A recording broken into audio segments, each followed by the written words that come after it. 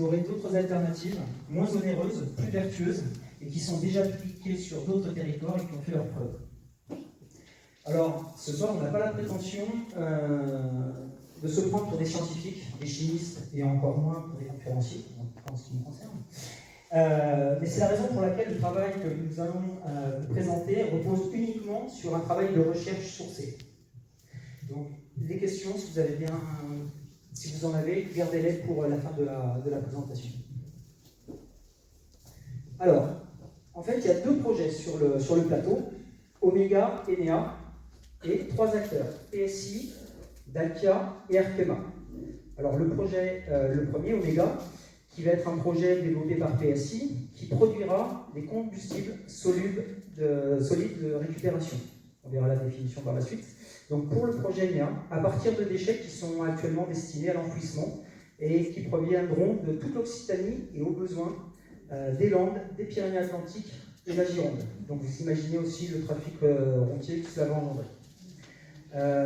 Le projet Enea, donc Nest Énergie Avenir, qui lui sera porté par Dalkia via une de ses filiales, et qui utilisera les CSR produits par Omega comme combustible, donc via une chaudière, afin de produire de la vapeur d'eau pour Arkema. Et Arkema, lui, sera l'utilisateur final de la vapeur d'eau, permettant de remplacer la cogénération gaz existante, diminuer sa consommation de gaz et ses gaz à effet de serre. Alors, une situation géographique rapide. Donc, le projet Enea, lui, va être collé à l'usine Arkema, tandis que le projet Omega, donc c'est la partie qui va fabriquer les CSR, qui va recevoir les déchets de la part de PSI, lui sera à l'ancien emplacement de Péchinette, derrière la Mécano, pour vous situer. Parlons financement. Le projet a un montant global, je ne sais pas si vous voyez bien, mais de 46 500 000 euros, avec un financement de l'ADEME à hauteur de 13 500 000 et de la région Occitanie de 1 450 000, ce qui représente un financement public de 31% pour ces entreprises privées.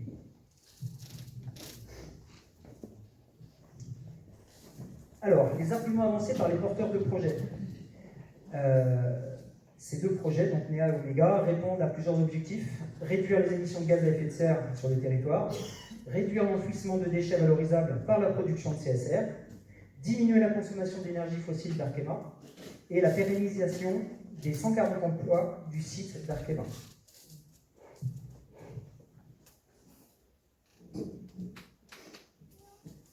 Alors, on en vient à la définition des CSR, ces fameux combustibles solides de récupération. Alors, un CSR, c'est un déchet, et j'insiste bien là-dessus, c'est un déchet qui est non dangereux. D'accord ? C'est un déchet non dangereux solide, composé de déchets qui ont été triés de manière à en extraire toute la fraction valorisable, et préparé pour être utilisé comme combustible donc, dans une installation, ici la chaudière Enea. Donc c'est un composé trié de façon à en extraire la valeur dans les conditions économiques du moment. Donc en gros, si ce n'est pas rentable de trier, on brûle. Donc ces CSR vont être produits à partir de refus de tri de déchets d'activité économique, de collecte sélective, d'emballage, de papier, de tri d'encombrants déchetterie, de bois non dangereux. Et ça, ce n'est qu'une liste vraiment non exhaustive. On va pouvoir en voir d'autres par la suite, mais il y en a énormément. Alors, en image, les déchets, on va avoir des déchets de bois non traités et traités. On va classifier en classe A et classe B. On va avoir toutes les matières plastiques, PVC, PET, PEHD. On va avoir des textiles qui sont non valorisables, souillés, des textiles avec de l'huile, etc.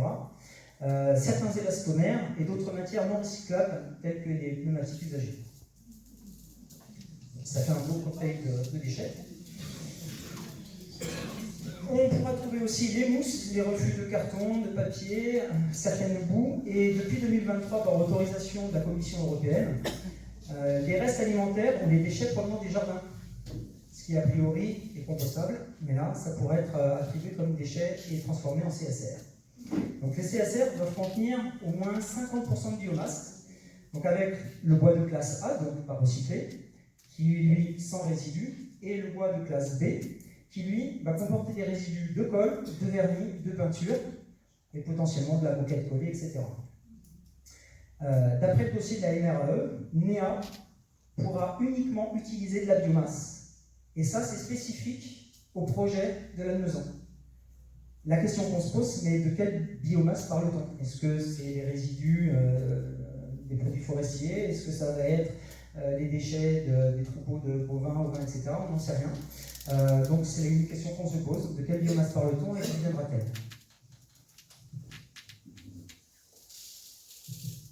Alors, les porteurs de projets nous prônent et nous avancent une réduction de gaz à effet de serre.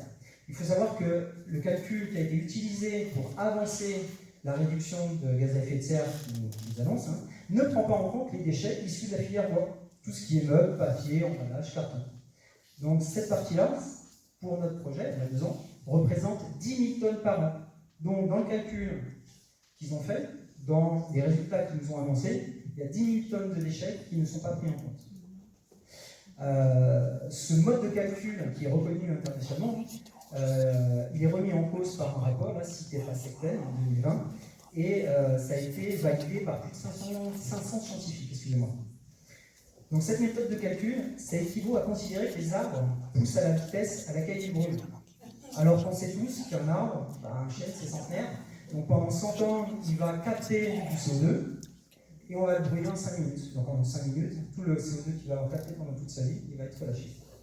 Donc, une fois de plus, nous nous interrogeons donc sur ce bilan carbone présenté par les porteurs de projets. Allez, on va suivre maintenant le trajet des CSR. Donc les déchets qui arrivent à Omega vont être transformés donc, en combustible solide de récupération après triage et vont être envoyés donc, sur la partie NEA pour être brûlés, incinérés. Il faut savoir que le four, la chaudière de NEA ici à Lannemezan va chauffer à 850 degrés. Les molécules de PFAS, ces polluants éternels dont on entend énormément parler en ce moment, selon l'étude de l'INERIS, qui est l'Institut national de l'environnement industriel et des risques, pour minéraliser complètement les PFAS, il faut des fours qui chauffent au-delà des 1300 degrés, voire 1400 degrés. Donc on s'aperçoit bien ici à Lannemezan que 850 degrés c'est bien insuffisant. Et le seul résultat qu'on va obtenir, ça va être de casser les molécules de ces PFAS. On va les rendre beaucoup plus solubles et donc plus dangereux. La combustion, comme toute combustion qui est incomplète, va produire des résidus solides, plus ou moins dangereux, des résidus liquides. Alors là, comme vous voyez, l'investigation en cours, on n'a pas encore approfondi le sujet, donc je ne me permettrai pas d'avancer quoi que ce soit sur les résidus liquides, mais ça viendra. Et ça produit aussi des fumées polluantes. Alors, un petit tableau là, qu'on a sorti d'un des documents du projet, qui reprend une partie des polluants. Donc on a le carbone organique, l'acide chlorhydrique, l'acide sulfurique, le dioxyde de soufre, l'oxyde d'azote, le monoxyde, le cadmium, le titane, le mercure, l'arsénate, le chrome et les dioxydes. Ce qui est intéressant de regarder sur ce petit tableau, c'est qu'à gauche, on a les flux annuels rejetés à l'heure actuelle, avec la Cogestar 2, la chaudière Arkema, et la situation future avec NEA. Et quand on s'attarde sur le dioxyde de soufre, on s'aperçoit que les rejets vont augmenter de 3561%. Les rejets de monoxyde de carbone vont augmenter de 64%, et il y a énormément de colonnes qui sont non communiquées. Donc là encore, ça pose quand même pas mal de soucis. Toutes ces molécules vont être chauffées, vont se retrouver ensemble vers 10, 20 ou 50. Voilà. Et donc, toutes ces pollutions, la question qu'on peut se poser, c'est est-ce qu'elles ont été prises en compte? Est-ce que les filtres qu'ils ont mis en place vont les capter? C'est encore une question en suspens. Alors, tous ces métaux, on peut les mettre en corrélation, enfin pas nous, encore une fois, mais les scientifiques, avec des maladies. Alors, il y a une revue scientifique européenne récente qui a rappelé le lien entre l'exposition au cadmium et des cancers du poumon, du sein, de la prostate, des voies urinaires, du pancréas. Le potentiel carcinogène des métaux lourds, lui, quant à lui, il est décrit depuis longtemps. Une équipe de chercheurs a démontré l'association significative entre l'exposition environnementale à la dioxine et la survenue de lymphome, cancer du sang, dans les populations qui résident à proximité de ces incinérateurs. Alors, la dioxine, on entend de plus en plus parler comme PFAS, mais aujourd'hui, ils sont à l'origine de nombreux scandales environnementaux et sanitaires en France, en lien avec des incinérateurs. Le plus récent est celui d'Ivry, à Paris, d'où l'ARS d'ailleurs a sommé les Franciliens de ne plus consommer les œufs issus de leur poulailler domestique, du fait d'une contamination aux œufs et des sols par les POP. Donc les POP, c'est les polluants organiques perpétuels. Dans cette même famille, on retrouve les PFAS, les dioxines et les furanes. Voilà, j'ai anticipé sur le texte. Alors, si maintenant on passe aux résidus solides. Tout à l'heure, je vous ai dit que les déchets qui allaient rentrer à Omega, c'était des déchets non dangereux. On est bien d'accord? Omega est prévu pour brûler, pour préparer au maximum 50 000 tonnes de CSR à l'année. Bien, et bien sur ces 50 000 tonnes de déchets non dangereux, on va produire 10 000 tonnes par an de mâches fer. Alors c'est quoi les mâches fer? C'est tous les résidus solides qui vont être recueillis à la base des fours d'incinérateurs ou des chaudières à l'issue de la combustion des déchets. Donc ces mâches fer, dans le cas présent, ils vont les récupérer, ils vont les ramener sur le site d'Omega, où ils vont être stockés sur une aire prévue pour la maturation, et ensuite recyclés. La question c'est, en quoi vont-ils être recyclés? Quelle est leur destination? Comment ils vont les recycler? À ces 10 tonnes de mâches fer stockées, on rajoute la création de 5130 tonnes de cendres dangereuses, très toxiques, et qui, elles, par contre, seront enfouies. Il faut savoir que ces cendres dangereuses, toxiques, coûtent très très cher à enfouir, et bien souvent partent en Allemagne dans les anciennes mines de sel, au même titre que les déchets radioactifs. Donc voilà, ça fait un beau ratio, 50 000 tonnes de produits non dangereux qu'on va brûler, pour presque 15 000 tonnes de produits plus ou moins dangereux en sortie. Concernant les gaz et les fumées, alors malgré tous les filtres mis en place, et Dieu sait que dans les documents qu'on a pu consulter, les filtres vont être présents, sont vraiment de dernière technologie, mais on est sûr qu'il y aura des émissions. Les fumées donc, partiront d'abord dans l'atmosphère et par gravité retomberont sur le sol et dans l'eau. On a l'Ordre des médecins de Haute-Loire qui a l'unanimité, donc ça représente 127 médecins, qui se sont opposés à un projet similaire. À Angoulême, les professionnels de santé ont écrit une tribune pour dénoncer les risques liés à l'incinération de déchets. Donc ces deux documents, on les a mis en circulation dans la salle, vous pouvez les consulter à loisir. Une sénatrice des Bouches-du-Rhône, Marie-Arlette Carlotti, pour ne pas la citer, a demandé une étude approfondie sur les incinérations de déchets. Encore une fois, chez nous, pourquoi ne pas appliquer aussi les principes de précaution? Grossièrement, je vais vous résumer ce que disent ces différentes tribunes. C'est que même en respectant les normes pour les rejets, les pollutions seront inévitables. Donc en gros, les normes n'évitent pas les pollutions. Les normes d'aujourd'hui ne seront pas celles de demain. Il y a des pollutions connues, mais également inconnues. On en a parlé tout à l'heure avec le cocktail, avec les réactions des différentes molécules dans les chaudières. On a aussi l'exemple de deux chaudières CSR en France, à Laval et à Strasbourg, dont on n'a trouvé aucune trace d'études officielles. Par contre, on retrouve les traces de dépassement de normes très régulièrement au cours des années qui se sont écoulées.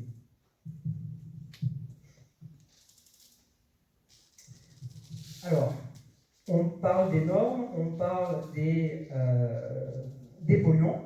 Il faut savoir qu'il y a un certain nombre de polluants qui sont non réglementés dans l'Union européenne.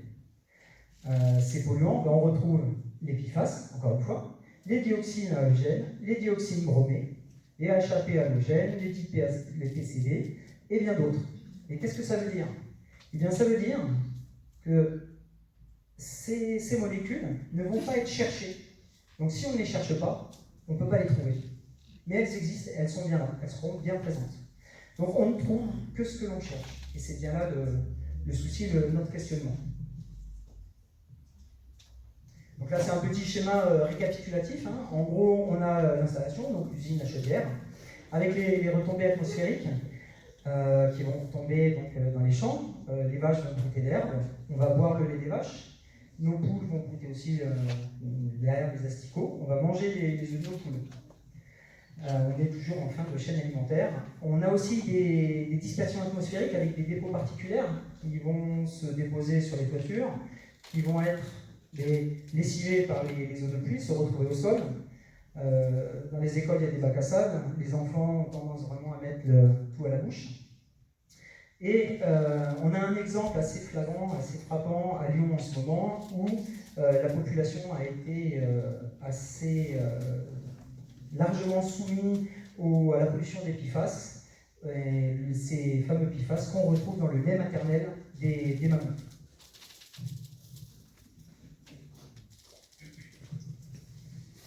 Alors, tout au cours de notre investigation, on a pu relever des contradictions dans les documents.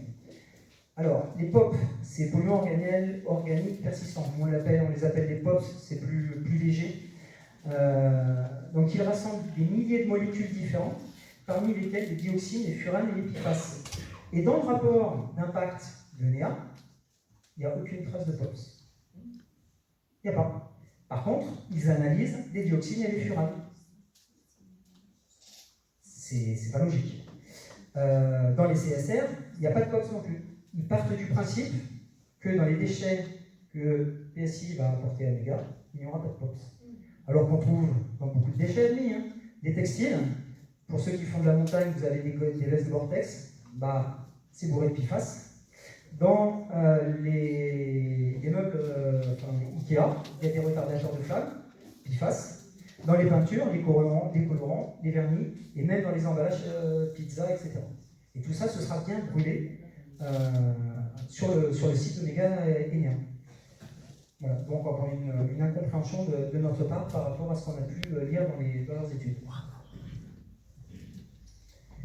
Alors, voilà, quelques questions. Par exemple, quel est le moyen de connaître l'encrassement des filtres et anticiper leur changement? Parce que si les filtres captent tous les polluants, à quel moment ils vont s'en apercevoir, à quel moment ils vont pouvoir les changer?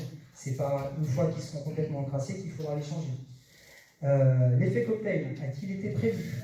Nous n'avons pas trouvé d'études portant sur la qualité de l'eau du canal de la Neste et de la Baïse. Et pourtant, le canal de la Neste va alimenter le Gers pour l'irrigation des champs, mais aussi en eau potable pour certaines communes. Pas d'études au-delà d'un rayon de 3 km. L'étude porte sur un rayon de 3 km autour de l'implantation des sites de Néa et Omega. Mais heureusement, on est sauvés. Vous vous souvenez tous du nuage radioactif de Tchernobyl qui s'est arrêté à nos frontières. Donc ceux qui habitent à 3 km d'eux, vous n'êtes pas concernés.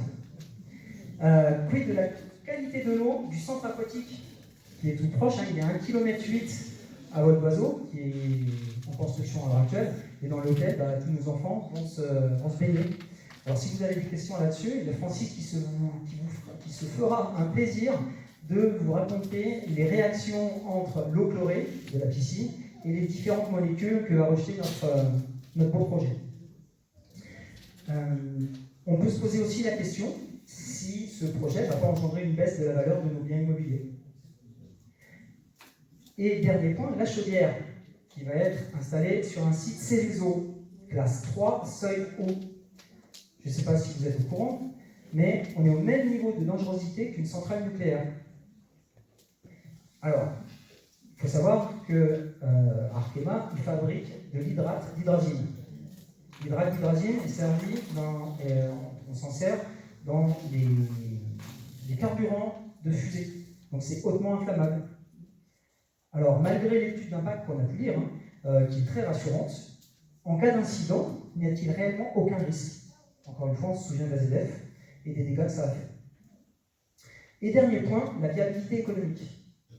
On aura une intervention tout à l'heure de Bernard, qui fait partie du collectif de Marseille sans CSR. Le projet est tombé à l'eau, et l'argument avancé par Arkema pour laisser tomber le projet, c'est qu'au vu des coûts d'énergie actuels, des matériaux, etc., le projet n'est plus viable. Donc si c'est plus viable à Marseille, qu'en est-il de la maison? Alors, depuis 2017, il faut quand même savoir que l'Europe encourage fortement les États membres à réduire leurs déchets, plutôt que de miser sur leur incinération, à ne plus construire de nouvelles installations, même et en particulier avec une valorisation énergétique, ce qui est le cas de la maison. Car elles affaiblissent toute initiative de réduction des déchets. Et pire encore, elles les encouragent car il faut ensuite rentabiliser ces installations. Et oui. Donc l'Europe parle d'aspirateur à déchets. Alors, l'enfouissement, on est bien d'accord, c'est pas non plus la solution. Les riverains de PSI et le collectif va nous en parler. Mais nous, en tant que collectif, que citoyen, que kidam lambda, en fait, on s'est penché sur la question. Et on a essayé de creuser le sujet. Et on a trouvé quelques solutions qui pourraient être intéressantes. Encore une fois, nous ne sommes pas experts. Alors, la première, on va prendre pour exemple la commune de Besançon, dans le Doubs. En 2008, leur four venait en fin de vie, ils se sont posé la question. Est-ce qu'on fait un nouveau four? Est-ce qu'on arrête progressivement les incinérateurs? Et c'est la décision qu'ils ont prise. Donc pour protéger la santé des habitants, l'environnement et pour le coût de rénovation de leur four. À cette époque-là, ils avaient 207 kg de déchets par habitant et par an, avec un taux de tri de 38%. Presque 10 ans plus tard, donc en 2022, ils sont tombés à 138 kg de déchets par habitant et par an. Ça fait une réduction de 39% des déchets et une amélioration de 58% du tri.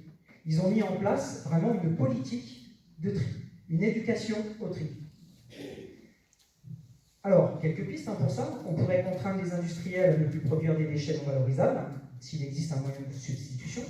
Une politique de tri du déchet pour les citoyens, les professionnels. Augmenter le tri dans les centres de tri. Trouver ou créer des filières alternatives à l'enfouissement ou à l'incinération. Et je vais vous conter une petite histoire. C'est une expérience qui nous est arrivée là au collectif quand on faisait signer les pétitions. Il y a un poissonnier qui est venu nous voir et qui nous a dit écoutez, c'est très drôle. Moi, il y a quelques années, pour transporter mon poisson, eh bien, j'avais des caisses en plastique, des caisses lavables et réutilisables. À l'heure actuelle, elles sont interdites et on nous oblige à utiliser des caisses en polystyrène. Ah, tout va bien, les caisses en polystyrène sont recyclables. Donc, on lui facture 4 fois plus cher. Je pense que le prix du poisson s'en ressent aussi un peu, mais quand ce monsieur est allé à la déchetterie pour recycler ses caisses en polystyrène, on lui a dit oui, allez-y, mettez-les là dans le pouvenant. Mais le pouvenant, où est-ce que ça va finir? À l'enfouissement ou à la chaudière CSR. Donc, en gros, ces chiffres laissent penser qu'une vraie politique de réduction des déchets nuirait juste à la rentabilité d'une chaudière CSR. Alors, un autre exemple de solution, c'est une start-up, une jeune start-up néolithe. Alors, je vais vous passer tous les détails techniques, mais en gros, ils arrivent par fossilisation des déchets à enfermer les déchets, à les valoriser dans le bâtiment pour remplacer les granulats extraits de carrière. Et en fait, ces déchets fossilisés agissent comme des puits à carbone. Et une tonne de granulat peut stocker jusqu'à 335 kg de CO2 équivalent. Voilà, donc c'est une piste à creuser, mais ça existe. Donc cette entreprise, cette petite start-up, qui veut quand même créer 300 emplois en s'implantant à Angers, a reçu le prix Pépite du ministère de l'Enseignement supérieur et de la Recherche et de l'Innovation, et le prix d'éco-responsabilité lors du salon Global Industrie de Lyon. Donc c'est pas rien non plus. Et dernière piste qu'on a trouvée, c'est encore une fois une jeune start-up toulousaine qui, elle, se base sur la gazéification hydrothermale. Wow, c'est un terme un peu compliqué. Je vais vous la faire courte. En gros, les déchets arrivent, on va leur mettre une pression de 350 bars, on va les chauffer à 700 degrés. Et là, vous me dites tous, mais attends, 700 degrés, tu nous as dit tout à l'heure que ça ne permettait pas de casser les chaînes moléculaires. Vous avez entièrement raison. Sauf que cela, associé à la pression de 350 bars, ça détruit toutes les chaînes moléculaires des bifaces et des dioxines. Gain supplémentaire, Ils peuvent produire du dihydrogène, du méthane, du CO2 qui peuvent être purifiés avant d'être réinjectés dans le réseau, transformés en électricité, comprimés ou exploités sur place. Donc ça, c'est une jeune start-up qui est en lien avec GRDF. Et pour le moment, à notre connaissance, il n'y a qu'un site qui utilise cette technologie, et c'est aux Pays-Bas. Cette start-up a un projet d'implantation dans le Gers dans les années à venir. Voilà. Donc, en conclusion rapide, notre conclusion, c'est que sous couvert de greenwashing, c'est un projet à l'intérêt économique manifeste pour les entreprises impliquées, mais qui s'avère risqué pour les riverains, d'où la nécessité d'appliquer vraiment le principe de précaution. Et comme on l'a vu, il existe des solutions vertueuses pour diminuer l'enfouissement et limiter l'incinération. Je vous remercie.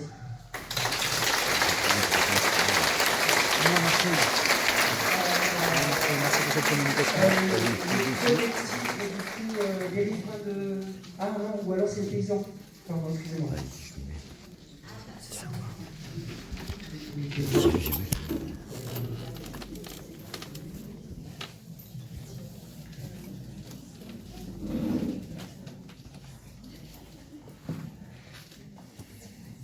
Bonsoir tout le monde.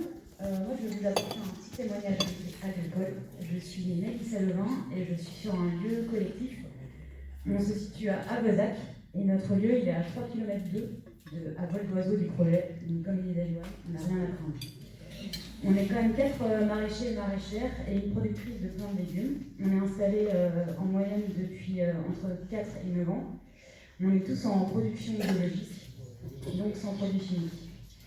On essaye du mieux qu'on peut soigner notre sol pour proposer des légumes et des plants sains.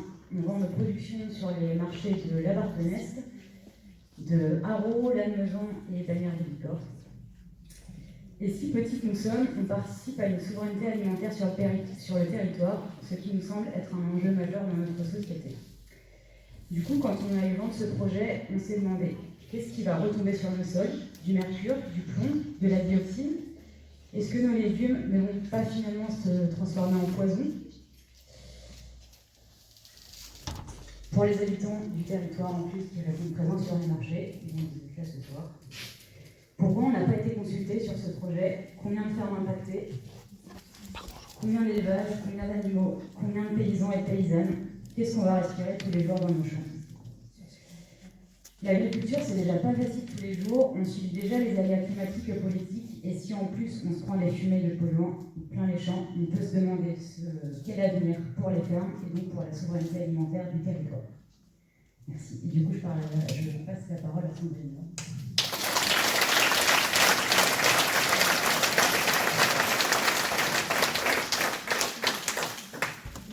Sandrine, je suis apicultrice, alors je ne suis pas sur le plateau, je suis à côté, je suis dans les baronnies, mais vous le savez sûrement parce que j'ai vu quelques mangeurs de miel dans la salle, là, j'en ai reconnu. Les ruches, on les transhume, et il y a la question qu'on n'a pas parlé du tout dans le diaporama, on n'a pas parlé du tout des insectes, des fleurs sauvages, et donc du miel, de la production de miel qui est derrière. Je rejoins Mélissa en me disant qu'on a un métier pas forcément facile en ce moment avec le changement climatique et tous les problèmes que rencontrent les abeilles en général. Et il est difficile pour nous qui faisons de la vente directe d'imaginer qu'on vende à des personnes qu'on commence à connaître parce qu'on revoit nos clients toutes les semaines ou tous les 15 jours. Enfin, je suis installée depuis 2008, qu'on vende éventuellement un miel toxique. En fait, le miel, c'est un produit qui est sain, bon pour la santé, et j'ai du mal à m'imaginer à faire de la vente directe avec un produit potentiellement dangereux. En fait, on n'en saura pas grand-chose. On sait qu'il y aura des retombées, mais on ne sait pas comment. Le vent, on n'en parle pas. Ici, il y a un installé, il y a Romain, Lucas qui est apiculteur jeune installé à Tuzaguet, donc il n'est pas dans la zone, mais les vents ils passent chez lui et donc ces ruches seront soumises à ces pollutions. Comme Mélissa, il y a vraiment cette question de l'état de l'agriculture en France. Les manifestations ne vous ont pas échappé cet hiver. L'agriculture, à la fois le revenu, les conditions de travail sont de plus en plus difficiles qui va se passer sur toutes les parcelles, à la fois que ça soit du végétal, de l'animal, etc. Qu'est-ce qui va se passer pour tous les paysans paysannes qui travaillent sur les plateaux et qui auront des champs pollués? Est-ce que les bêtes, après avoir la grippe aviaire, la MHE, est-ce que les bêtes, il va falloir les fermer, mettre les vaches dans des stabus quand il y aura des alertes de pollution un peu plus prononcées que d'autres? En fait, tout ça, on ne le sait pas. Et encore une fois, les paysans et paysannes n'ont pas été consultés. Il nous semble qu'à l'époque où à la fois l'agriculture est en crise, où l'environnement, où on doit changer de pratique et on doit améliorer du mieux qu'on peut nos pratiques, etc., peut-être que ce genre de projet n'est pas vraiment pas au goût du jour. Ça, c'est plus personnel, mais en fait, je pense qu'il y a vraiment des choses à regarder. Il nous semble aussi qu'à notre époque, on devrait aussi repenser à installer des paysans et paysannes, c'est-à-dire qu'aujourd'hui, on est à peu près 270 000 chefs d'exploitation en France, 400 000 avec des statuts, des fermes un peu plus petites, cotisants solidaires.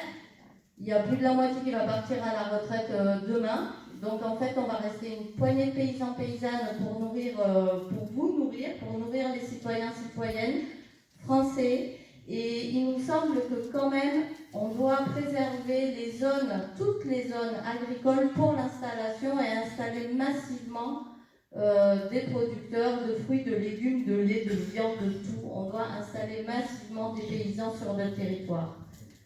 Je pense que j'ai dit tout ce que je voulais.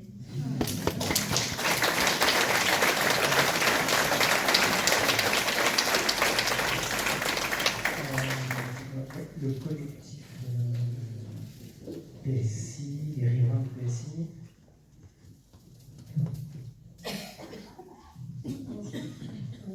Moi, je suis donc représentante d'un collectif qui s'est mis en place il y a quelques mois.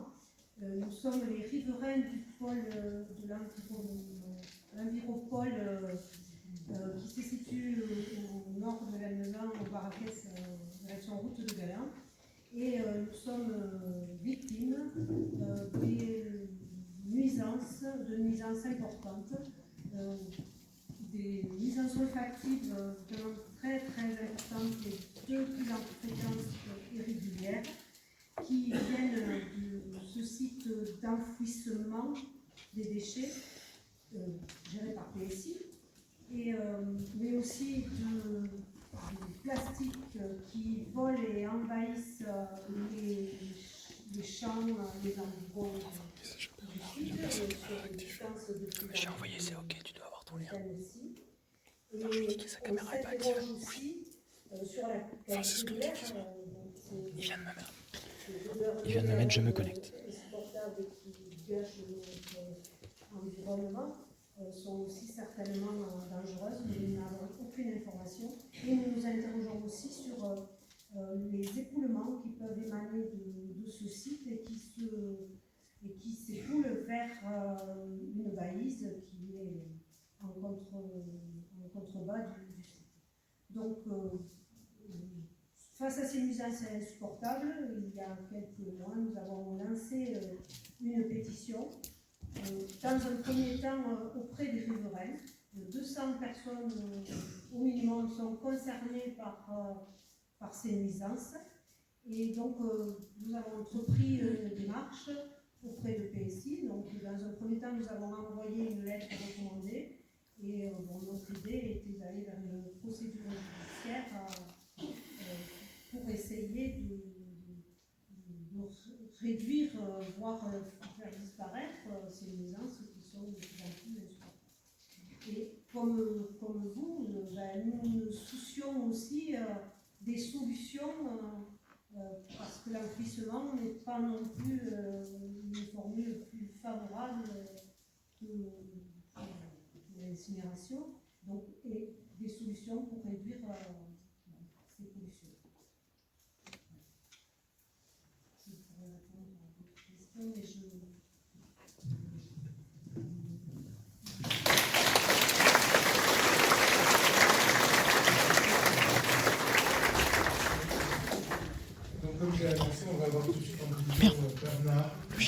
le chien. Avec une intervention de 5 minutes. Si je ne me trompe pas, normalement, juste après, on aura la séance de questions. Et je me baladerai avec mon micro. Est-ce que c'est bon, Bruno ? Bon.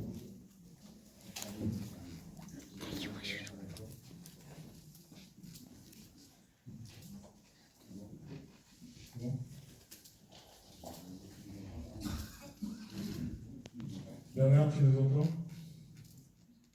Bernard ? On va faire avec Bernard, il est là. Il est là quelque part. Il n'est pas là.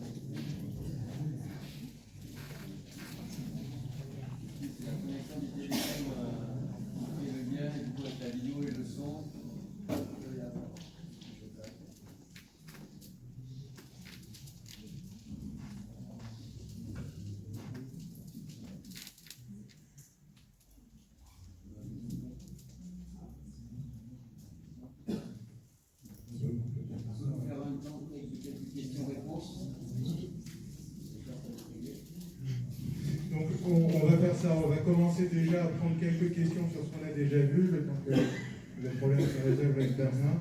Est-ce que déjà il y a des questions sur ce qui a été présenté? Est-ce que le micro est lancé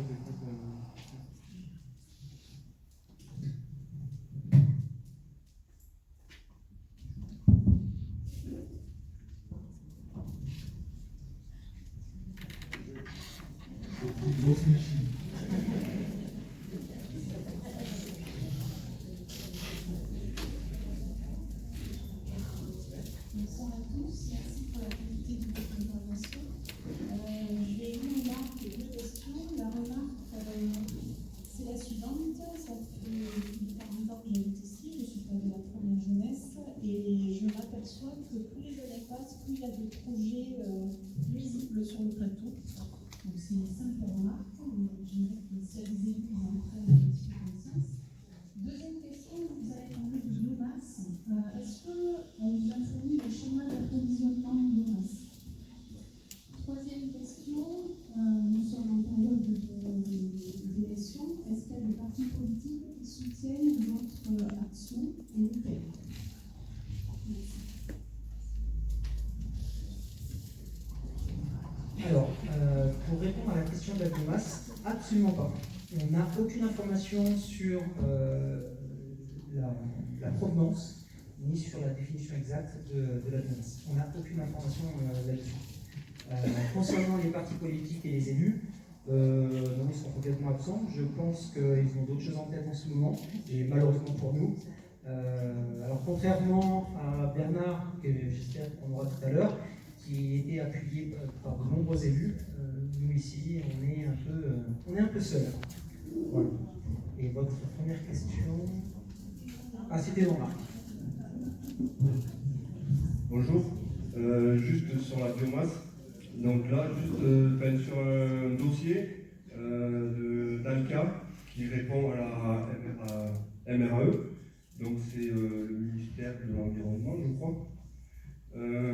Qui dit que les choperies CSR sont prévues sur le projet NEA et peuvent facilement être adaptées pour recevoir une partie ou en totalité de la biomasse si la quantité de CSR disponible venait à diminuer. C'est la seule réponse qu'on peut vraiment... On a une autre question ici.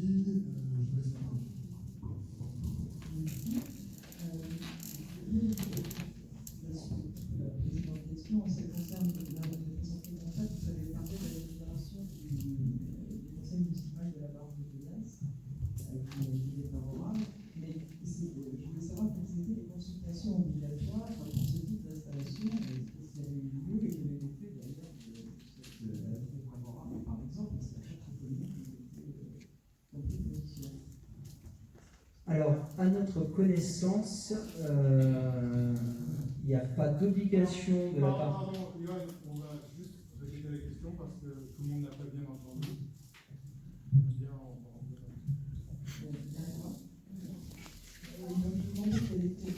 savoir le type de consultation qui était nécessaire et obligatoire pour ce genre d'installation, et à partir de ce que vous nous avez concernant la part, quel a été fait des prises de position des conseils municipaux, voire des maires, avec ce qu'on a plutôt. Alors, notre connaissance pour ce type de projet, il n'y a pas d'obligation. Les maires n'ont pas d'obligation non plus de consulter leur conseil municipal. C'est à leur bon vouloir. Il y a une enquête publique qui a été faite sur chaque projet, Oméga Enea. À savoir que pour l'enquête publique de NEA, qui a eu lieu l'été dernier, nous avons été 5 à la signer. Donc il fallait déjà être au courant qu'elle était consultable. Autre remarque, c'est qu'elle était consultable sur Internet, mais il était impossible de la signer. Donc, le seul endroit où il était possible de la consulter et de la signer, c'est en mairie de Lannemezan. Voilà. Mais ils ont communiqué dans les médias. Il y a eu une communication dans les mairies comme quoi l'enquête publique était disponible, mais ça a été très sommaire, voilà, c'était fait en sous-marin, hein, comme on dit. Hein. Donc voilà, c'est la seule obligation qu'ils ont eue sur ce projet-là. Est-ce qu'on a pu retrouver Bernard ou pas? Cyril, dis-moi.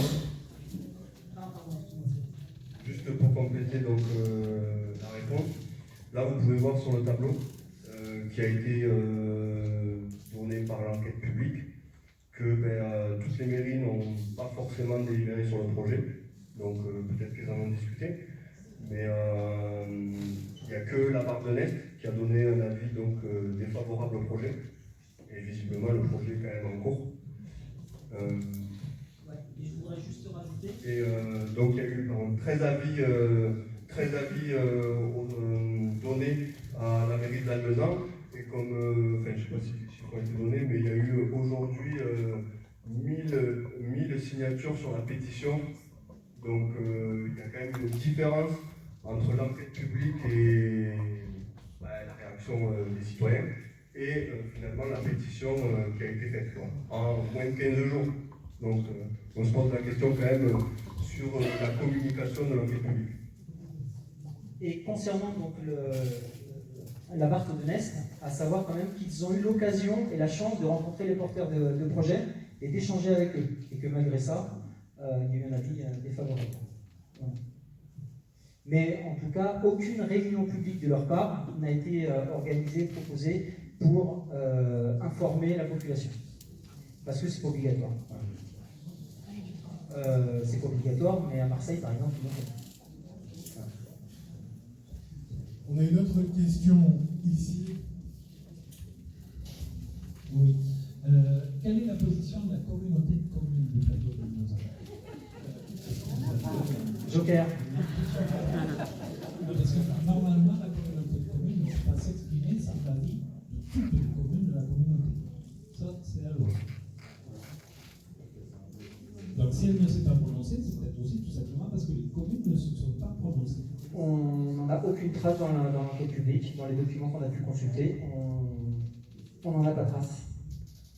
Donc, il faudrait consulter tout simplement le bureau de la communauté de communes. Je crois que c'est le document de M. Planon. De quoi on ne t'entend pas. Il faut poser la question à M. Planon. C'est un document public, il est obligé de répondre. Alors, effectivement, ce sont des PV qui sont consultables au niveau de la Colcom. Voilà. Sauf s'ils n'ont pas été faits. Ah, et c'est consultable sur Internet. Oui, tout à fait, bien sûr. Donc, à vérifier, effectivement, à voir. D'accord. Oui, tout à fait. Merci. Je voudrais revenir sur le problème de la biomasse ou de la production de bois qui va alimenter ce fameux incinérateur, en sachant que biomasse veut dire certainement donc bois, et qu'ils ne vont pas le trouver comme ça sous le sabot d'un cheval. Donc c'est certainement des parcelles forestières qui vont être donc impactées.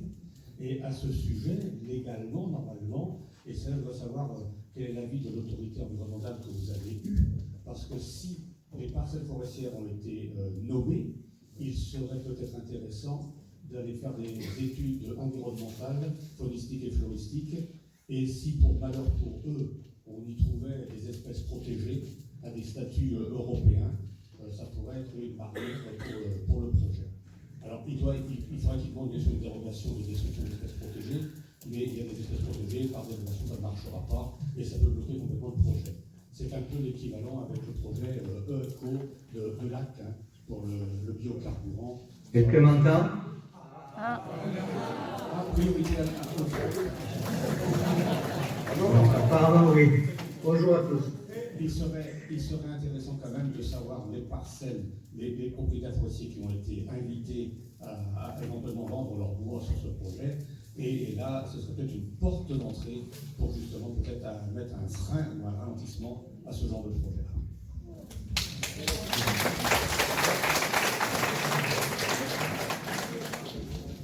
Du coup, sur cette question, nous les seules infos qu'on a, c'est que la chaudière a été adaptée pour recevoir de la biomasse. Ouais, mais voilà, c'est tout ce qu'on a comme question, comme réponse, pardon. Il y a eu le PCF qui a envoyé une lettre à l'Adréal, et l'Adréal a assuré que c'était que des déchets de bois. Mais nous, la question qu'on a, c'est pourquoi devoir adapter une chaudière à juste des déchets de bois. Voilà. Donc ça, je vous laisse questionner les personnes qui vont beaucoup mieux répondre. Si c'est une chaudière au bois, ça s'appelle une chaudière biomasse. Et si c'est une chaudière aux déchets, ça s'appelle chaudière au CSR. Il n'y a pas deux mots. Ou l'un ou l'autre. Est-ce que tu peux te présenter, s'il te plaît, Bernard? Est-ce que tu peux te présenter, s'il te plaît, Bernard? Du coup, tu as la parole. Oui, excusez-moi. Voilà. Je m'appelle Bernard Donadio et je suis le secrétaire du collectif anti-nuisance environnement, le CAN, et je suis également le secrétaire de l'association Marseille sans CSR, qui s'est créée en octobre dernier, lorsque les habitants du quartier de Saint-Melay à Marseille ont été conviés à des réunions publiques d'information appelées pompeusement concertation.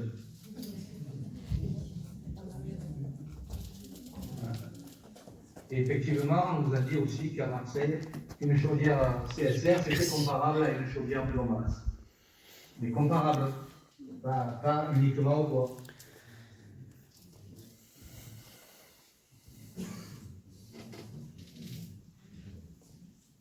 J'entends plus rien. C'est normal, on avait coupé le son du micro pour t'écouter. Du coup, est-ce que tu peux nous raconter du coup l'histoire à Marseille de ce projet? Oui, si vous voulez, oui. Bon, mais le projet qui est porté par Dalkia, c'était d'installer un incinérateur que d'aucuns appellent chaudière dans le soft langage, de déchets, de CSR, que vous connaissez bien maintenant, les composés solides de récupération, dans l'enceinte même de l'usine chimique Arkema, qui est pourtant classée, nous aussi, ces réseaux seuil haut. C'est un projet qui est quasiment identique au vôtre. La mobilisation a été immédiate parce que ce projet rappelait furieusement celui qui était voulu par la précédente mairie et la métropole, qui voulait installer dans ce même quartier un incinérateur de déchets, et cette fois-ci il n'y avait pas de soft langage. C'était en 1993, et la mobilisation a été énorme et le projet a été abandonné. Pour cette nouvelle mouture, et malgré l'effet d'un hiver qui a séduit dans un premier temps bon nombre d'élus, les réactions ne se sont pas faites attendre. Et il y a plusieurs facteurs qui ont joué en notre faveur. D'abord le temps. Nous avons eu la possibilité de décortiquer bien en amont tous les écrits avant les discours et les dépôts officiels. L'usine était implantée en zone maintenant fortement urbanisée, donc ça a facilité la mobilisation, et en plus dans une vallée encaissée avec tous les phénomènes de stagnation des pollutions. Le milieu associatif a très vite réagi et nous avons pu solliciter des associations d'envergure nationale, et le fait que Cannes soit adhérent de FN13 a été primordial. On a été soutenu dès le début par des élus écologistes, et puis devant nos arguments étayés qui ont décortiqué les contre-vérités du projet, d'autres élus ont rejoint le plan de refus ou celui des doutes. Enfin, la presse a également relayé le conflit et la conférence de presse a eu un grand retentissement avec un communiqué de l'AFP qui a été largement diffusé dans la presse nationale. Il nous aura quand même fallu une pétition en ligne, 3 réunions publiques, de multiples rencontres avec des élus de tous bords, une lettre ouverte des élus, une des associations, une rencontre avec le secrétaire général de la préfecture et le responsable de la DREAL en charge du dossier, pour que des lignes commencent à bouger. Le préfet avait même prévu de rencontrer une délégation d'élus et des associations, mais la veille, Arkema a décidé de renoncer pour l'instant à son projet. Les raisons invoquées sont assez farfelues, mais pourraient donner du corps à votre opposition. Je cite le maire du secteur favorable au projet. Arkema met en avant une inflation importante qui ferait augmenter significativement le coût du projet, et cela n'est économiquement pas viable pour eux. Ou encore, selon les propos même du directeur d'Arkema, initialement chiffré à 40 millions d'euros, les coûts du projet s'élèveraient désormais à 60 millions d'euros. L'inflation a fortement fait augmenter le coût des matières premières de la chaufferie, notamment au niveau du métal et de l'électronique.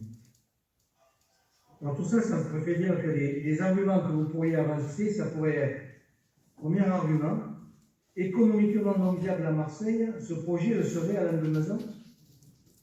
Deuxième argument, le principe de précaution. Classer ces deux seuils hauts, c'est prendre un bien grand risque d'accident industriel majeur aux conséquences qui rappellent celles d'AZF. La lecture du comité de suivi du site de Laval, il y a une usine, une chaufferie au CSR qui est installée et qui tourne depuis 2017. Le comité de suivi en fait 3 dans le 2. Il parle d'un scénario de l'explosion de la chaudière avec effet domino et un nombre de morts potentiellement important. Il faut également se rappeler, puisqu'on parle de chaudière au biomasse, qu'en septembre 2023, donc c'est très récent, il y a eu une explosion dans une chaudière biomasse qui a fait un mort à Aix-en-Provence. Troisième argument, les risques d'incendie sont fréquents, à la fois dans les unités de fabrication de CSR, mais aussi dans les chaufferies. On a recensé jusqu'à 22 incendies liés au CSR de 2014 à 2023, et ce n'est pas nous, c'est le site gouvernemental du retour d'expérience des accidents industriels, c'est le site ARIA. Quatrième argument, on parle de l'augmentation du trafic routier, mais est-ce qu'il tient compte des camions supplémentaires que l'entreprise SIP fera venir avec des déchets de tout le département et des départements voisins? Cinquième argument, il faudrait demander à la DREAL ou à l'ADEME, partenaire du projet, qu'ils fournissent une étude indépendante des rejets produits par les chaufferies au CSR en service en France. Je vous ai cité Laval en 2017 et à Strasbourg aussi en 2019. Il n'y a rien qui a été produit qui examine les rejets de ces usines.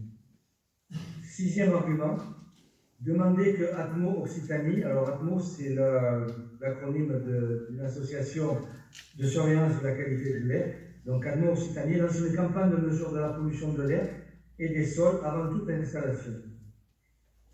Septième argument, j'ai lu dans la déclaration d'intention de Dalkia que l'ARS devait organiser une étude santé en amont du projet. Est-ce que cela a été fait? Est-ce que cela vous a été communiqué? Et enfin, puisqu'on est en période électorale, je vous fais la proposition, il faudrait demander à tous les candidats qui vont se présenter devant les citoyens de s'engager, de se positionner par rapport à cette chaufferie. Voilà, donc j'ai fait le tour. Si vous avez des questions, je suis, et sinon je vous souhaite le même succès que nous à Marseille.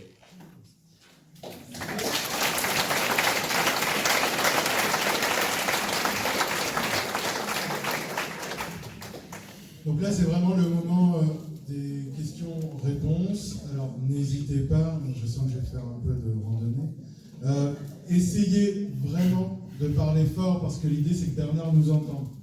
Par ailleurs, je ne sais pas si Bernard pourra rester longtemps avec nous, donc essayez aussi, si vous avez des questions à lui poser, de le faire en priorité. Je rappelle, bien fort dans le micro. Je parle pour Bernard, parce qu'il ne m'entend que par le biais de ce micro. Donc, je pense qu'on répétera la question avant d'y répondre. Et Bernard, si tu nous entends encore, Oui, je vous entends. Quand tu parles là, je t'entends. Mais par contre, il y a la personne qui a parlé avant, je n'ai pas entendu. Oui, parce qu'il est avec un micro indépendant. Du coup, on va répéter les questions. Si tu te sens d'y répondre, tu peux prendre la parole. Si je peux, oui. Voilà, si tu peux, et on va faire du mieux qu'on peut. Merci. Oui. Est-ce que je peux vous lire ce que j'ai trouvé J'ai plusieurs questions, hein, parce que nous sommes déjà battus.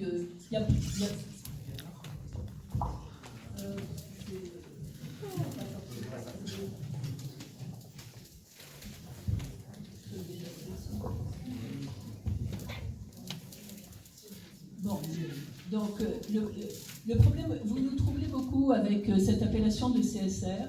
Parce que pour nous, nombreux habitants d'ici, le problème, c'est un problème d'incinérateur. Un incinérateur, c'est un problème qui nous poursuit depuis 25 ans. Hein. Donc nous nous sommes battus l'année 2002-2003 sur un problème d'incinérateur de farine animale qui devait brûler des farines animales et après des déchets, des carcasses venant de l'équarrisseur qui était à Agen. C'est peut-être pas non plus, c'est peut-être pas fini ce projet non plus. Voilà. Donc on a réussi parce que en fait c'était Atofina à ce moment-là. Atofina, c'est Arkema aujourd'hui. Hein.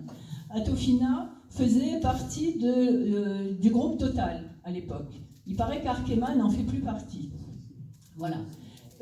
Ils ont été assez rapides puisque Arkema, ce nom est sorti 2 ans après et je pense qu'il est devenu indépendant vers l'année 2006 ou 2007, un truc comme ça. Voilà. Donc pour nous, c'est vraiment un problème d'incinérateur et ce truc CSR, je trouve ça assez troublant et peu parlant quand on voit ce sigle.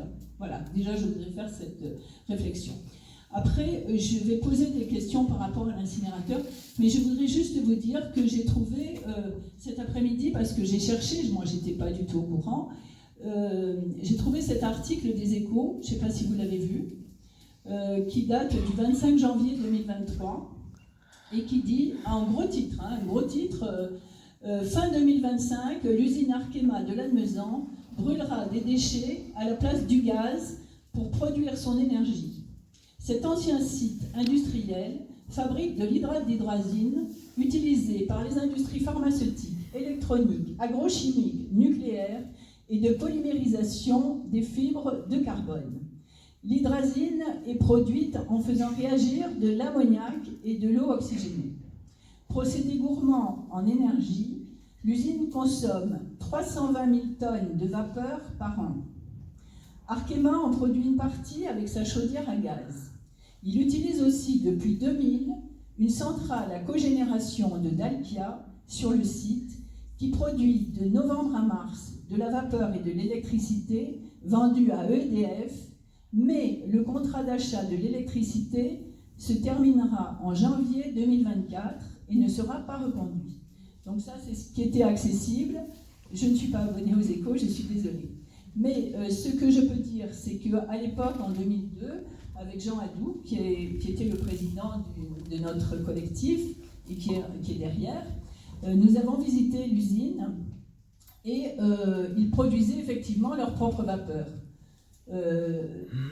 Et nous sommes adressés à Total et c'est par le biais de gens dans Total, on a fait pression sur les actionnaires, etc. Et c'est eux qui ont dit on ne rachète plus la vapeur.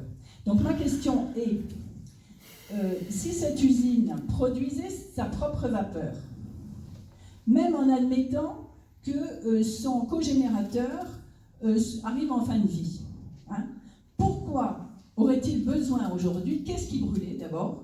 D'abord, est-ce que vous les avez rencontrés? Non, pas, voilà. Donc il faudrait peut-être leur poser la question de dire, mais qu'est-ce que vous brûlez jusqu'à présent? Pourquoi est-ce que vous avez besoin de brûler tout ça en plus? Voilà. Et après, après il y a plein de questions. Hein, pourquoi qui va financer, hein, bien sûr. Mais après, moi, j'ai une autre question. C'est que ce problème d'incinérateur était un problème déjà avec le problème forêt. Hein, avec la forêt. Donc la grosse scierie italienne a été repoussée. Mais ce qui a eu lieu au moment de l'arrivée de cette scierie italienne, c'est que la mairie de Lannemezan, avec son association productrice d'électricité qui s'appelle ESL, qui s'était associée à une société parisienne, avait concouru dans un projet environnemental du ministère de l'écologie, sous Elisabeth Borne. Et donc, c'est grâce à la venue de la Scierie italienne qu'ils ont remporté ce projet. Donc c'était 2020, je crois. Donc moi j'ai les papiers, on les trouve sur Internet, j'ai ça. Voilà. Et donc je pose la question, est-ce que c'est cet incinérateur pour lequel ils ont concouru qui va servir, enfin qu'ils n'appellent plus incinérateur, qu'ils appellent cogénération, est-ce que c'est lui qui va servir pour faire vos CSR, dans quelles conditions, etc. Et il faudrait que tout ça soit clair. Voilà. Alors, je ne vais pas répondre sur les plans techniques, juste je tiens à préciser que là, il y a une poignée, on est une poignée de personnes, et d'autres plus que d'autres, enfin vous m'avez compris. On s'est emparé des dossiers, on n'est pas des techniciens et on a découvert ça il y a quoi? Enfin, 3 semaines. Mais en fait, pour vous dire que s'il y a des choses à faire, on ne va pas pouvoir faire tout à 5, mais si on fait une réunion publique et qu'on commence à en parler, c'est juste le début, c'est avec vous en fait. Et du coup, quand on nous pose des questions, on peut vous les renvoyer aussi sur ce qu'on a fait ou pas fait. On peut se dire qu'est-ce qu'on va faire ensemble. Voilà, c'est pas une réponse technique, c'est juste vous dire où on en est nous en fait dans ce petit collectif où voilà, on est des citoyens lambda. Il y en a qui sont vraiment montés en compétence sur la chimie et compagnie. On n'y connaissait rien en fait. Donc tout ça c'est à construire ensemble à partir de ce soir.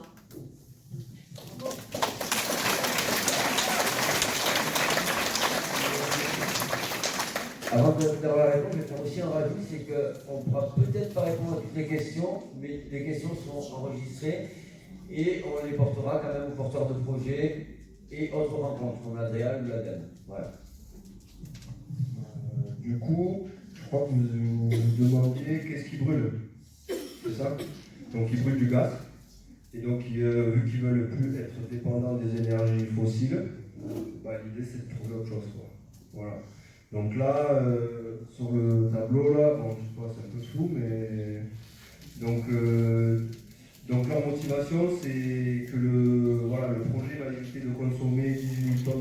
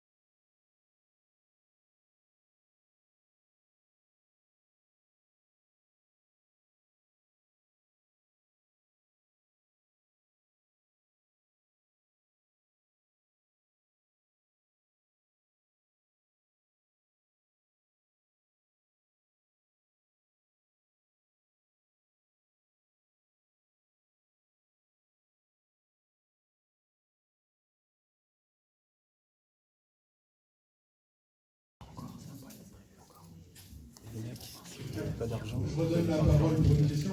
Je vous rappelle, c'est assez important, on est nombreux. Essayez de faire le plus possible des questions courtes, de manière à ce qu'on puisse avoir le plus de temps possible pour prendre toutes les questions. Merci pour ça. Vous avez une minute ou pas? Micro, il y a des questions à un moment de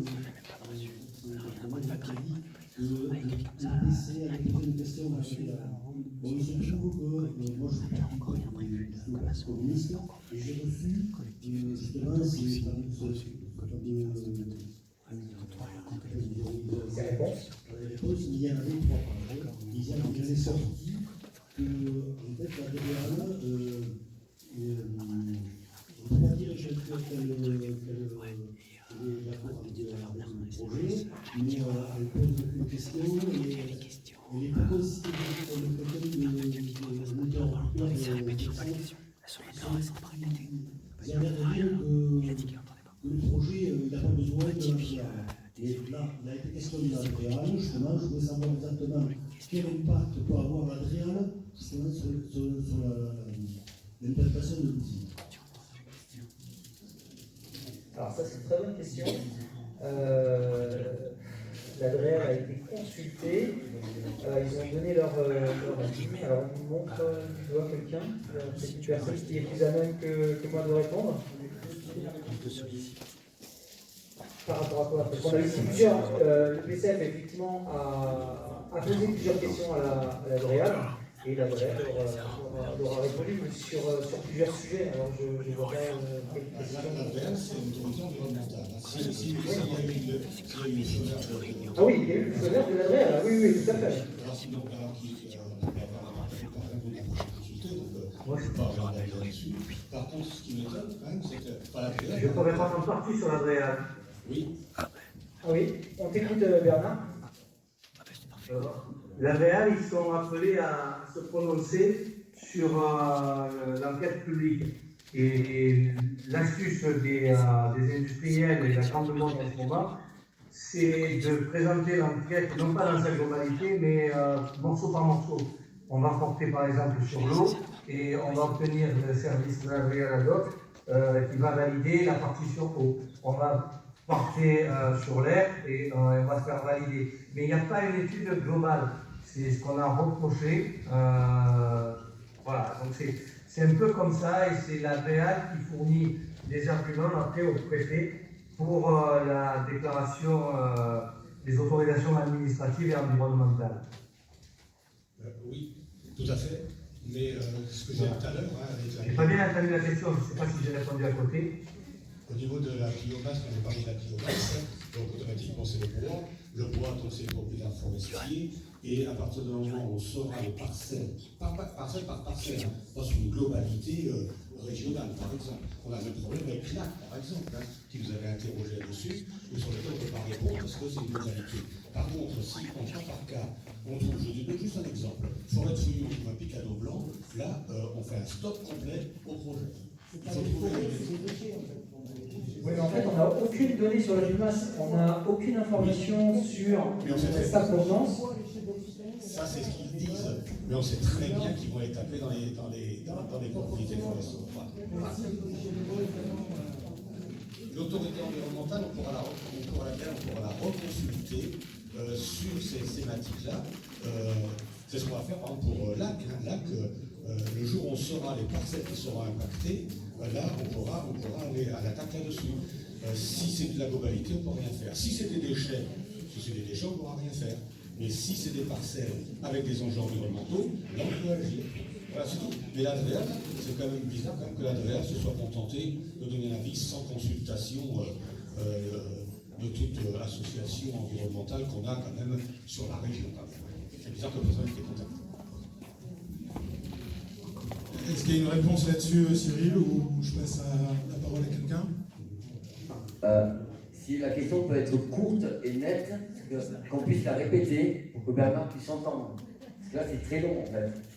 Une question. Est-ce qu'il y avait une question ou c'est Laura? Merci. Est-ce qu'il y a d'autres questions?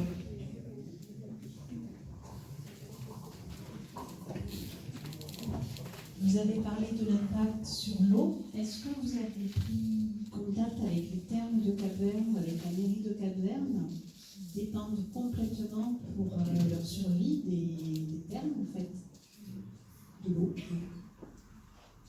Ça pourrait être un appui.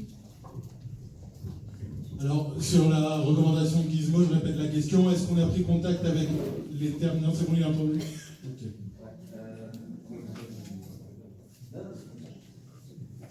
Moi, ce que je pourrais répondre, c'est que, comme a dit notre camarade Sandrine tout à l'heure, on est un collectif qui est tout nouveau. Du coup, ça serait je pense que ce soir, il n'y a peut-être pas les élus, mais tous les élus ont été invités. Je ne sais pas s'ils sont présents eux ici, mais effectivement, c'est une très bonne question. Qu'en pense la régie de Caperne-les-Bains? On vous invite, si vous êtes habitante de Caperne, d'interpeller vos élus pour leur poser la question sur ce sujet-là. Alors, on vient juste de me transmettre une information. Il y en a qui commencent à partir. Juste pour vous informer qu'à la sortie, il y a une cagnotte pour les frais de recours juridiques. Vous pouvez participer si vous le voulez, uniquement avec des billets. Parce que les pièces, c'est une galère, c'est pas.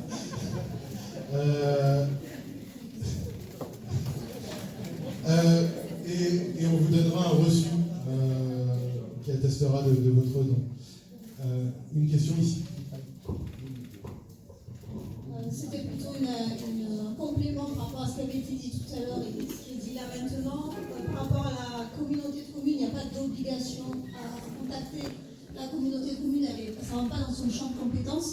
Par contre, effectivement, par rapport à ce que vous dites au niveau du collectif, on est tous des citoyens de nos communes et nous pouvons tous mobiliser nos élus de notre commune pour qu'elles fassent monter le sujet à la communauté de communes.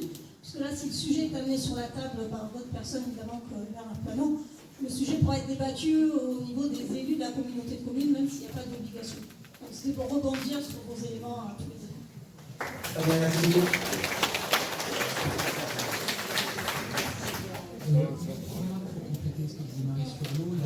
Vous parlez un peu plus fort, s'il vous plaît. Pour compléter sur l'eau, il y a la compagnie Coteau de Gascogne a sollicité par rapport à des possibles pollutions. Par rapport à des possibles pollutions, mais aussi le canal Ernest qui va donc après des années Hoche. Ça pourrait bien aussi de contacter la mairie d'Hoche, parce que alors, je pense que ça serait un concurrent de taille avec un emploi, par exemple, on ne veut pas de polluer. Donc là, on touchera quelque chose d'assez important. C'est tout à fait exact et c'est prévu. On sait qu'effectivement, le canal de la Neste, comme je disais tout à l'heure, alimente les champs pour l'irrigation et notamment la ville d'Auch pour l'eau potable. Donc on a prévu de les contacter, de se rapprocher aussi d'associations environnementales du Gers. Pourquoi pas, oui, aussi du Lot-et-Garonne. Encore une fois, on est vraiment le collectif qui est tout neuf, tout nouveau, donc on a mis énormément d'énergie à rassembler toutes ces informations et maintenant, effectivement, on va s'atteler à essayer d'interagir avec les élus, les mairies, etc. Mais on compte aussi sur vous pour que vous fassiez remonter l'information. Alors, j'avais une question. C'était sur comment sont calculés les seuils de rejet de ces incinérateurs, comment sont fixés les seuils. Voilà. Est-ce que vous avez des éléments de réponse à Marseille de ce côté-là? Et comment on peut faire utiliser ce principe de précaution qui peut s'appliquer à des gens pratiquement avérés, presque avérés. Voilà. Et j'avais une remarque par rapport à la question sur l'eau. J'avais beaucoup dans le rapport qui était rendu par la mission régionale de l'autorité environnementale d'Occitanie. Il souligne qu'il y a un manque d'études et d'évaluation de l'impact de la consommation d'eau du projet par rapport aux captations en eau sur le canal de la Leste. Du coup, c'est le rapport qui avait été publié en 2023. Bernard, est-ce que tu en parles avec nous? Est-ce que tout le monde a entendu la question? Moyen. Alors, il y avait 3 questions. Première question, comment sont calculés les seuils de rejet d'émissions de ces chaufferies? Et en fait, de ce qu'on a pu lire, de ce qu'on a pu voir, les seuils, ça correspond à des normes, en fait. C'est des normes européennes auxquelles les industriels français doivent se conformer. Et encore, les normes, comme on disait tout à l'heure, n'empêchent pas la pollution. Comment elles sont fixées exactement, je ne saurais pas vous répondre. Ciel. Je ne sais pas si vous avez des informations là-dessus.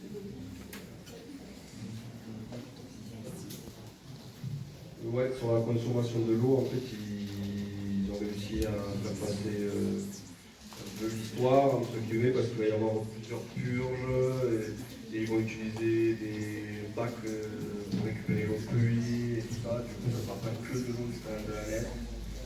Ce qui fera que ça va augmenter leur consommation d'eau par rapport à d'habitude, mais ça ne va pas la faire non plus exploser. Donc, du coup, c'est pour ça que. C'est comme ça qu'ils défendent le coup sur l'eau.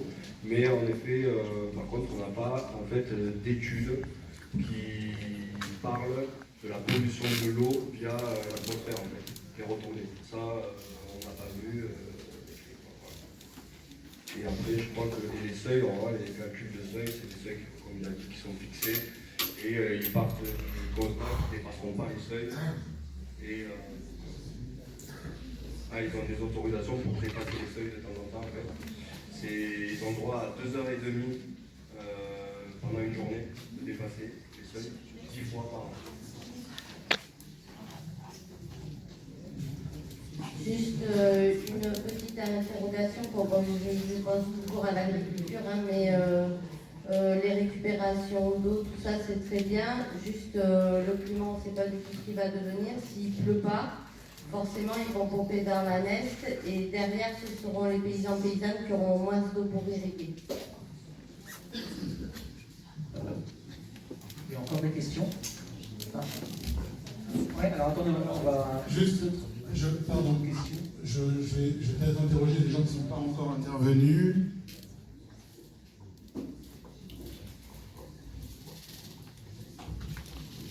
Moi, je voulais savoir exactement comment ils vérifient l'impact des retombées des fumées au sol et dans quel périmètre. Je me souviens plus très bien de ce que vous avez dit. Alors, on n'a pas très bien entendu, c'est dans quel périmètre, c'est ça, ils mesurent les retombées des fumées? Et avec quel outil? Comment sont mesurés les impacts des retombées au sol? Alors du coup, c'est calculé dans un périmètre de, je dirais 1 km à peu près. Ils ont mis des capteurs à 1,50 m de haut pour voir qu'est-ce qui retombait. Alors exactement la façon dont ils ont envoyé les polluants dans l'air, je ne sais pas, je peux pas dire. Donc les calculs, les mesures ont été prises avec des PM10. C'est des capteurs qui, en gros, de 10 microns. Donc, ils vont capter toute molécule entre 2,5 et 10 microns. Donc voilà, ça s'est calculé avec les PM10. Avec les PM2,5. Donc c'est pareil, c'est des capteurs qui vont calculer la micropollution entre guillemets entre 1 et 2,5. Et en fait, ils n'ont pas calculé avec des PME. Et les PME, en fait, c'est les molécules les plus dangereuses. Voilà, donc en fait, il n'y a rien dans l'enquête qui dit les calculs de PME. Alors visiblement, ce qu'on a pu entendre, c'est qu'au jour d'aujourd'hui, je crois en France, on n'utilise pas beaucoup les PME, pas beaucoup utilisé. Mais en tout cas, ça existe. Donc je veux dire que c'est possible de les calculer au jour d'aujourd'hui. De les mesurer, pardon.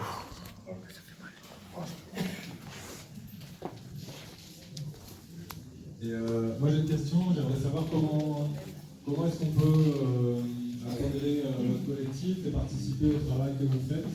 Est-ce que vous avez une réunion de prévue bientôt ou est-ce qu'il faut laisser